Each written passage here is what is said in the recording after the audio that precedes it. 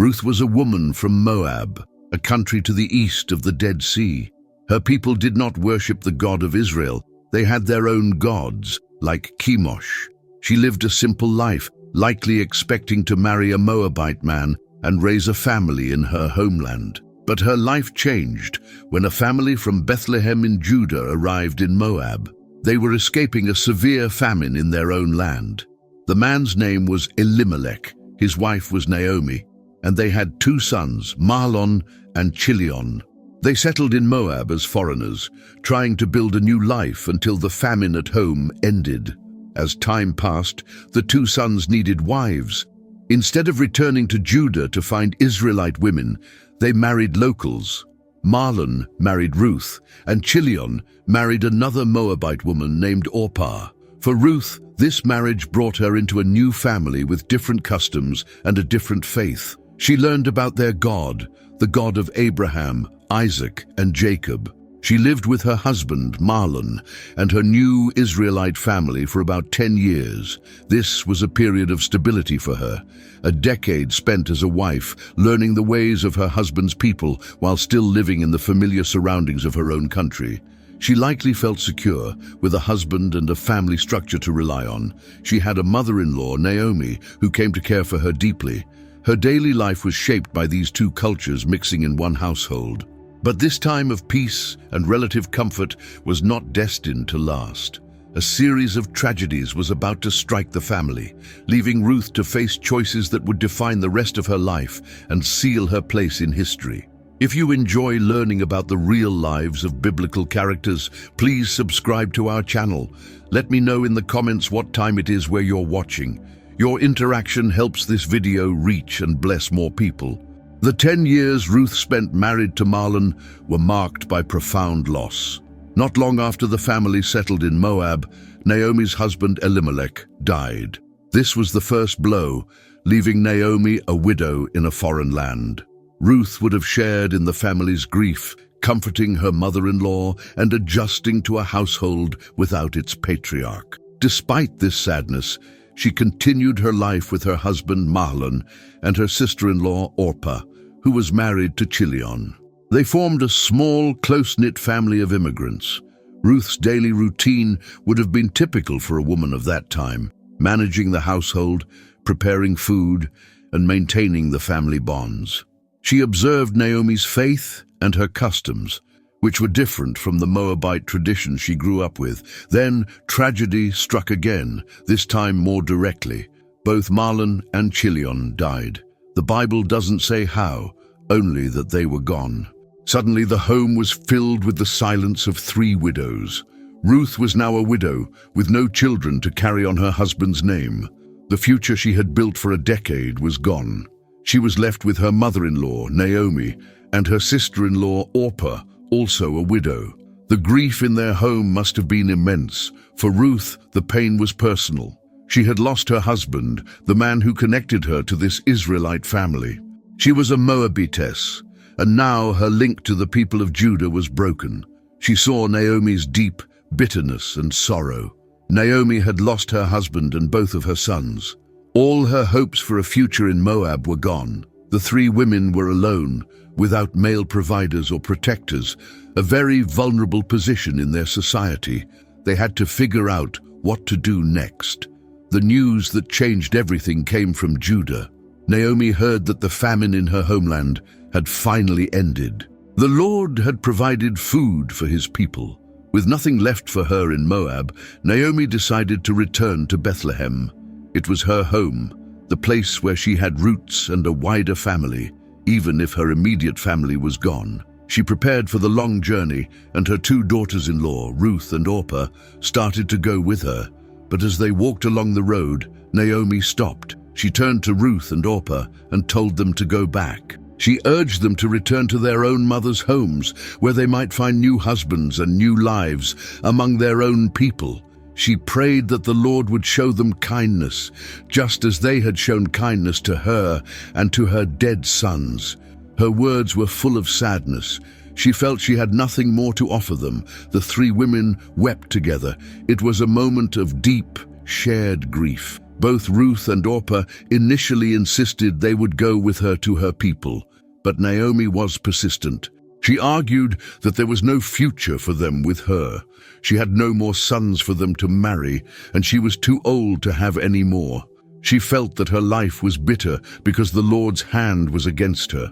Her pain was so great that she could not bear the thought of them sharing it. Hearing this, Orpah made her decision.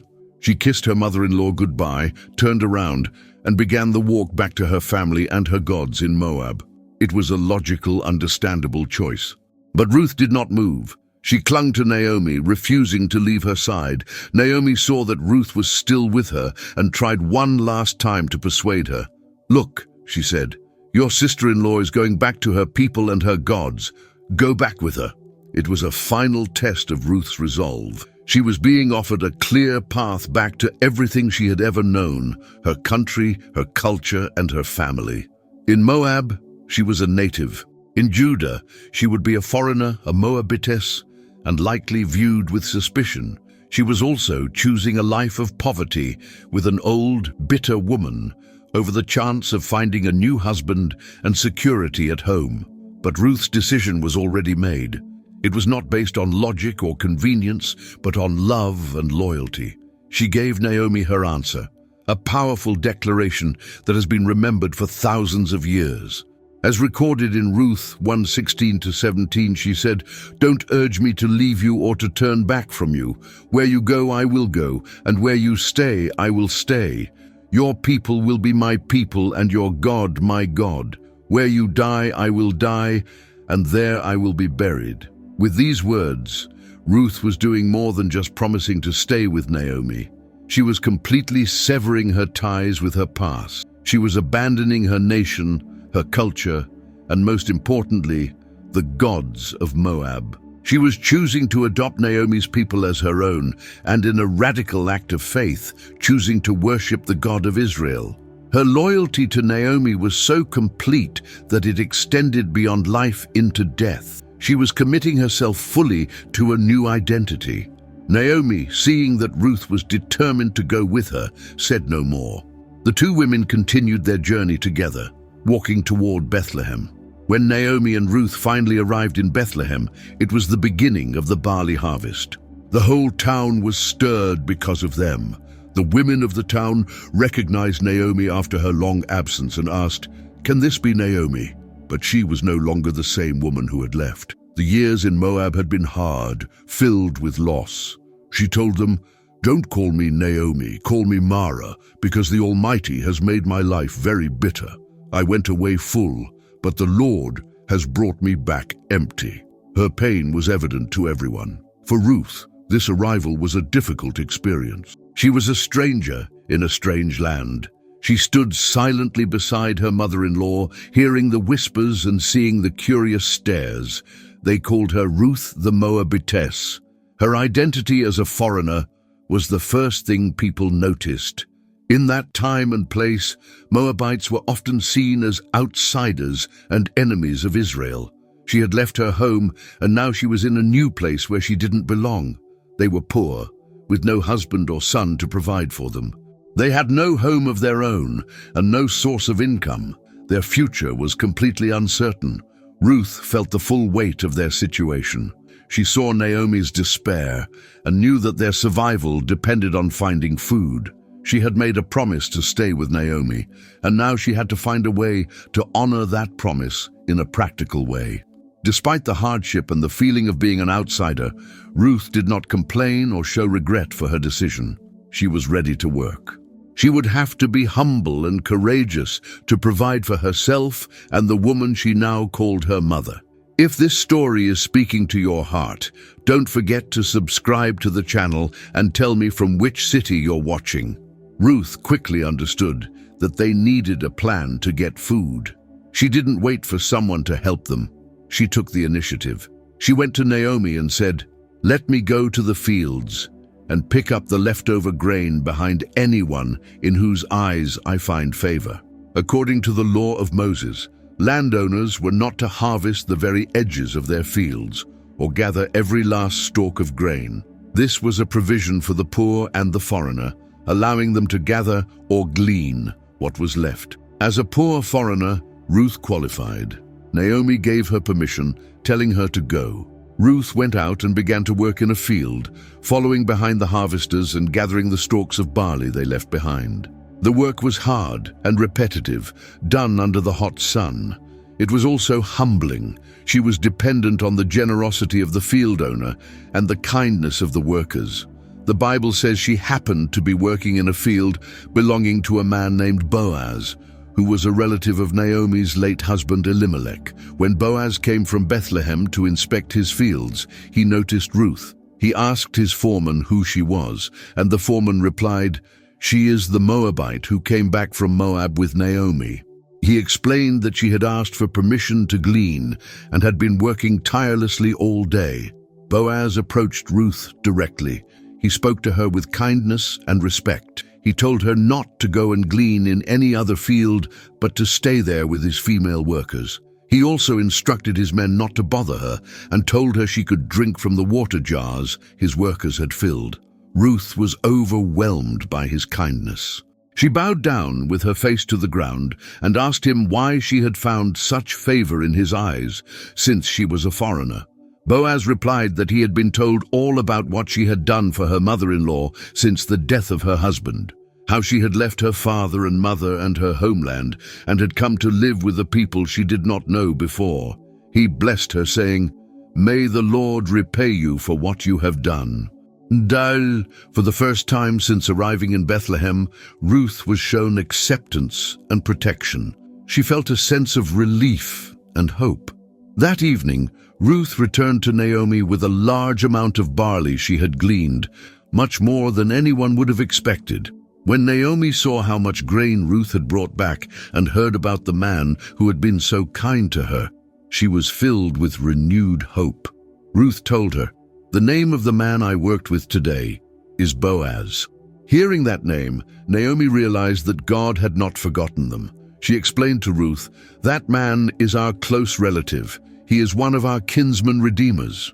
A kinsman redeemer, or goel in Hebrew, was a male relative who had the responsibility to help a family member in need. This could involve buying back land that had been sold or marrying a childless widow to provide an heir for her deceased husband and continue the family line. Naomi saw a path forward for them, a way to restore their family and secure their future. Hope began to replace the bitterness in her heart. She devised a plan, one that was bold and required great trust and courage from Ruth. She instructed Ruth to continue gleaning in Boaz's fields until the end of the barley and wheat harvests, which Ruth did. When the harvest was over, Naomi laid out her plan. She told Ruth to wash, put on perfume, and wear her best clothes. Then she was to go down to the threshing floor, where Boaz would be winnowing barley that night. Naomi told her to wait until Boaz had finished eating and drinking and had lain down to sleep. Then Ruth was to go to him quietly, uncover his feet, and lie down. Naomi assured her, "He will tell you what you must do." This was a risky plan. A young woman going alone at night to a man on the threshing floor could have been easily misunderstood. It required Ruth to place her complete trust in Naomi's wisdom and in Boaz's character. For Ruth, this was another moment of decision. She had to decide if she would follow these strange instructions, an act that would make her incredibly vulnerable. Following Naomi's instructions, Ruth went to the threshing floor that night. This was the decisive moment of her story, the climax of her journey of faith and loyalty. She waited quietly in the shadows as Boaz and his workers celebrated the harvest. After he had eaten and drunk and was in good spirits, Boaz went to lie down at the end of the heap of grain. Once he was asleep, Ruth approached silently. She did as Naomi had told her. She uncovered his feet and lay down. In the middle of the night, something startled Boaz. He woke up and was shocked to find a woman lying at his feet. He asked, "Who are you?" In the darkness, Ruth replied, "I am your servant Ruth. Spread the corner of your garment over me, since you are a kinsman redeemer." This was a powerful and symbolic request.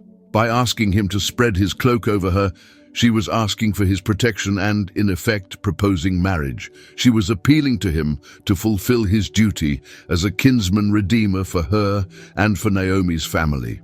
It was an act of immense courage and vulnerability. Boaz immediately understood the significance of her words and her actions. He was not angry or offended. Instead, he was deeply moved by her loyalty. He blessed her and praised her character. He told her, "This kindness is greater than that which you showed first. You have not run after the younger men, whether rich or poor." He recognized that she was not just seeking a husband for herself, but was acting to preserve the family name of her deceased husband, Mahlon. He immediately agreed to her request. However, there was a complication. Boaz explained that there was another kinsman redeemer who was a closer relative than he was. This man had the first right to redeem the land and marry her. Boaz promised that in the morning he would go to the city gate and settle the matter. If the other man was willing to redeem her, he could. If not, Boaz vowed that he himself would do it. The next morning, Boaz went to the town gate, the public place where business and legal matters were decided. He waited until the other kinsman redeemer passed by and called him over. He also gathered 10 of the elders of the town to serve as witnesses. Boaz presented the situation clearly. He explained that Naomi had returned from Moab and was selling the piece of land that belonged to their relative, Elimelech. He told the other man that he had the first right to redeem it. The man quickly agreed, saying, "I will redeem it." He was interested in acquiring the property, but then Boaz added the crucial detail. "On the day you buy the land from Naomi, you also acquire Ruth the Moabitess, the dead man's widow, in order to maintain the name of the dead with his property." As soon as the kinsman heard this, he changed his mind. Marrying Ruth, a foreigner, and raising a son to inherit the land in the name of the deceased would complicate his own estate and inheritance. He said, "I cannot redeem it for myself, or I would endanger my own estate. You redeem it yourself. I cannot do it." He then performed the customary act of confirming the transaction. He took off his sandal and gave it to Boaz. With the matter legally settled before the elders, Boaz turned to the witnesses and the people gathered at the gate. He announced that he had purchased from Naomi all the property of Elimelech, Chilion, and Mahlon. He also declared that he had acquired Ruth the Moabitess, Mahlon's widow, as his wife, to maintain the name of the dead on his inheritance. The elders and all the people at the gate served as witnesses, and they blessed Boaz and Ruth. For Ruth, who had been waiting with Naomi, the news was life-changing. Her loyalty and courage had been rewarded. Her future and Naomi's was now secure. Boaz married Ruth, and she conceived and gave birth to a son. Ruth's life was transformed. Once a poor foreign widow, she was now the respected wife of Boaz, a prominent and wealthy man in Bethlehem. She had a home, security, and a new family. When her son was born, the women of the town celebrated with Naomi. They praised the Lord, who had not left Naomi without a kinsman redeemer. They said of Ruth, "Your daughter-in-law, who loves you and who is better to you than 7 sons, has given him birth." The child brought joy not just to Ruth and Boaz, but also to Naomi, who held the baby and cared for him as her own. Her bitterness was replaced with the joy of a grandmother. The women named the baby Obed. The arrival of Obed was more than just a personal blessing for the family. It was a significant event in the history of Israel. Ruth's story, which began in Moab with famine and death, had ended in Bethlehem with a marriage and a birth that pointed to a much larger story. Her life was no longer defined by what she had lost, but by what she had gained through her faithfulness. She lived out the rest of her days as a beloved wife and mother in Israel, the nation she had chosen to be her own. She had fully integrated into the community that had once seen her as an outsider. Her past as Ruth the Moabitess was now part of a bigger story of redemption. Her loyalty to Naomi and her trust in the God of Israel had led her to a future she could never have imagined. Her son, Obed, would carry on the family line, ensuring that the name of Elimelech and Mahlon did not perish. This new beginning was the direct result of her faithful choices in the face of great difficulty. The legacy of Ruth is found in the son she bore. Her son Obed became the father of Jesse, and Jesse became the father of David, who grew up to be Israel's greatest king. This means that Ruth, a woman from Moab, a nation outside of God's covenant with Israel, is one of the few women named in the genealogy of Jesus Christ, Matthew 1:5. A foreigner who chose to follow the God of Israel was grafted into the very lineage of the Messiah. Her story is a direct example of how God's plan is not limited by nationality, background, or social status. He welcomes all who turn to him in faith. Ruth's life teaches that acts of loyalty and faithfulness, even when they seem small, have lasting significance. Her simple decision to stick with her mother-in-law, born out of love and commitment, set in motion a chain of events that had an eternal impact. She did not know she would become an ancestor of King David or of Jesus. She was simply trying to be faithful in her difficult circumstances. This reminds us that our own daily choices of kindness, loyalty, and trust in God matter.